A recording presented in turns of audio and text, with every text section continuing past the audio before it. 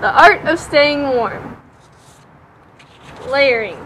I'm going to be talking about 3 types of layering: base layers, insulating layers, and shell layers.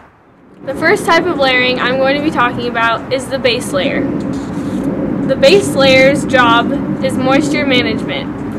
Every human being sweats, and sweat makes you cold because it's your body's way of regulating your inner temperature. So, you want to manage how much you sweat, and you're going to be doing that by wearing thin synthetic clothes that wick away moisture from your skin on the bottom of all of your layers. I'm going to be talking about the second set of layers. It's called the insulation layer, and it's your mid layer. It helps to keep your body warm and at a constant temperature.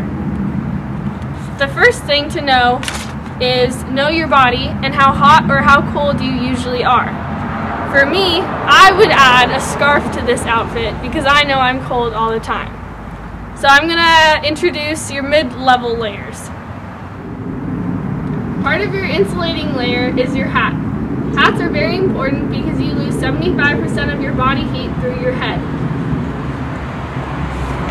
Also, gloves and socks are important for keeping your hands and your feet warm. You're also going to add a mid-fleece to keep your core warm and some wool pants to keep your legs warm, and add layers. The third layer protects you from weather. It's called the shell layer.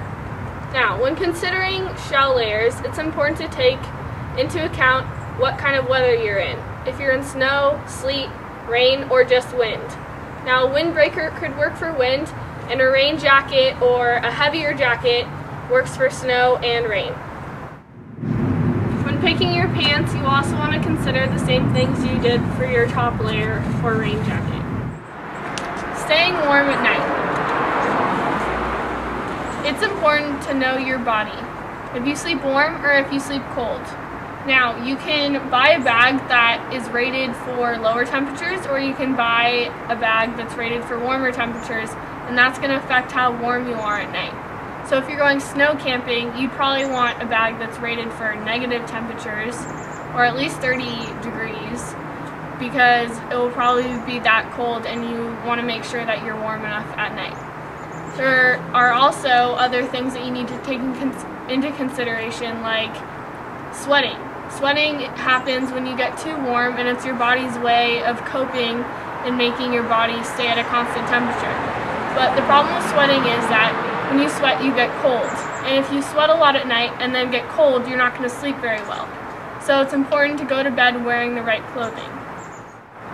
Most people like to sleep in their base layers and some socks, but I usually like to put on an extra mid-weight fleece just to keep me warm. Size of your sleeping bag is also very important. You usually want to be able to stick your hands all the way above your head and have your toes be at the end of the sleeping bag. That way you know it's the right size.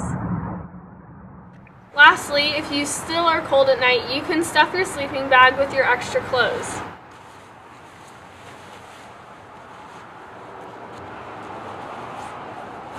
Which will act like an insulating layer against the cold and help your sleeping bag get smaller so you can trap more heat inside your bag.